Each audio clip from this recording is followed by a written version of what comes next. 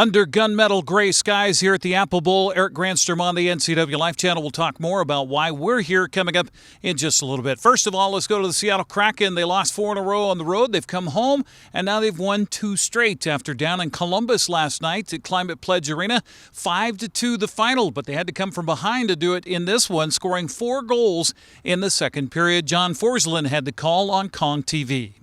Eberle turns it over. Now Aston Reese. They score! Sean Corrali may have got to it before it crossed the goal line. If not, it's Zach Aston Reese. And Columbus has earned a 1-0 lead here at the outset. It's dumped in. Corrali gets after it. Sings a pass. They score! A beautiful play at Zach Aston Reese on the receiving end of a sizzling pass from Sean Corrali. On Putia. Now Gord. In the slot, Burakovsky, Danforth, a chance, they score! Ty Cartier with a turnaround backhander in tight. And the Kraken, with just about 3 minutes gone in the second period, get on the board. Tanev has open ice. Here comes Turbo with Gord going to the front. Turbo scores! Brandon Tanev! It's Turbo time once again, and the Kraken have tied it. Columbus number 12 on the kill. Seattle is 1 for 14 in the last 5 with their power play. McCann, Eberle in front. They score! That's hockey, baby! Ellie Tolvanen on the back door. It's a power play goal. 3-2, Seattle. To the wall, Schwartz. He springs Bjorkstrand, who has Borgen right down Lenny Wilkins' way. He scores! Hey, hey, what do you say? Will Borgen and the Kraken have a 4-2 lead. $1:27 left. The Kraken looking for their 7th win of the season. Their 4th on home ice. McCann, yawning cage, bullseye! It's not how you start, it's how you finish. And the Kraken will. That's Kraken hockey, baby. It's a 5-2 win over the Columbus Blue Jackets. Players Brandon Tanev, Ty Cartier, and Coach Dan Bilesma spoke about the win after the contest. Yeah, we've got a great hockey team in here. There's a lot of good players, and I think when we're playing the right way and understanding what makes us successful and sticking to that, that's the right way. When your leadership group does a good job of bringing you back down to earth and understanding what we need to do in the next shift, or next mentality shift up. It's the next guy doing the right thing, setting your teammates up for the right play and their next shift. So when you're all doing those things, it's an easy game to say. We kind of just started slow. We weren't playing north. We weren't really playing our game, getting pucks down there and playing down there. We were kind of turning back too much and giving them a little too much offense. So as soon as we started to connect on breakouts and get down there, we were good. Well, I love the second period. Just continuing on the attack. We get an offensive zone shift that gets continued and carried on. We get a good positive change in the offensive zone, and the result is Karts.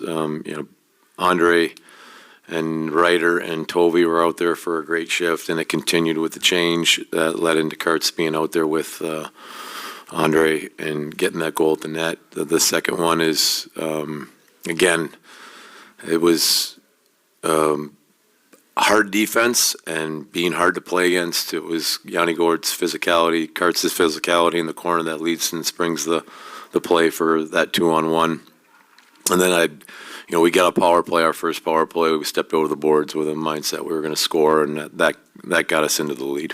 The homestand continues tomorrow night at 7 o'clock against the Chicago Blackhawks. The game will be broadcast on Kong TV. The WIAA State 1B and 2B volleyball tournaments got underway earlier today at the Sundome in Yakima. Soap Lake extended its season at least 2 more matches with a play-in win over PL this morning. Eagles were victorious 25-12, 19, and 21 to advance to face Walla Walla Academy earlier this afternoon. Waterville-Mansfield had a first-round match against Mary Walker as well in the Sundome. Manson advanced to the quarterfinals of the State 2B tournament with a straight-set win over Warden 25-7, 19, and 16. The Trojans were to face Riverview tonight at 7:30. Manson trying to win its second straight state title. Tonasket was in a must-win match earlier this afternoon after falling to Coupeville this morning in 3 sets, 25-19, 23-12. Tigers were up against either Colfax or Mossy Rock. You could follow the latest on the state tournaments on our Facebook page at NCWLIFE Channel. Well, Pateras' season came to an end in the State B soccer tournament last night, falling on the road in Western Washington. The Nannies were shut out by Cross Point Christian 5-0. Coming up today, Okanagan plays at Napavine. Tenasket faces Toledo in Kelso tonight at 6. Brewster and Northwest Christian Colbert play at Central Valley High School in Spokane. That's also at 6 o'clock. This is also the first day of the State 1A tournament. Natchez Valley is in Snohomish. Make that Sammamish facing the Bush School.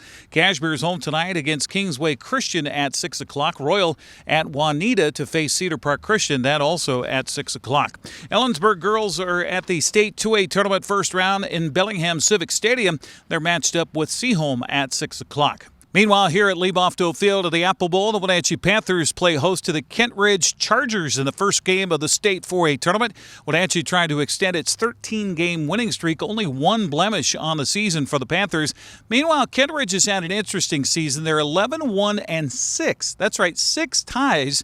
Should be an interesting one tonight at 6 o'clock here in the Apple Bowl. We talked earlier this season with the head coach for the Panthers, Ashton Kirkpatrick, about taking over the program from John Springer and about their success this season. The coach is only as good as their players, so I mean the girls have been putting in the work. I took over, beginning of the year, May, and we've been putting in the work ever since. We worked hard this summer. I had a good foundation to go off of. Coach John Springer gave me a good foundation to work from, but ultimately the girls, the club teams in the town have allowed them to work and continue playing together outside of high school soccer, and we just kind of continue the momentum once we get going for high school season. How important is it for your team with a brand new coach, the fact that the players know each other, they know their strengths, they know their weaknesses, they know perhaps each other outside of the soccer realm even? Oh, it's huge. It's huge. Yeah, I do attribute a lot a transition was a lot smoother because the girls know each other. And we have a pretty young team. The majority of our team is underclassmen, and that's rare to have girls that come in and are cultured and know each other being freshmen on the team. Usually that's a pretty new, fearful position, and they're coming in and it's a very smooth transition. They know each other, they know half of the other team out here, so it makes it tough, but it helps us for our camaraderie within the team. The girls have known from the beginning my goal is to win a state championship, so that's my goal as a player, that's my goal as a coach. I think we're headed in the right direction. I know that's a big feat, but that is my goal, is to win a state championship. Certainly lofty goals for the Panthers. We'll have some highlights as well as interviews coming up tomorrow morning on Wake Up Wenatchee Valley. Here at Leibofto Field of the Apple Bowl, I'm Eric Granstrom on the NCWLIFE Channel. Have a happy Wednesday.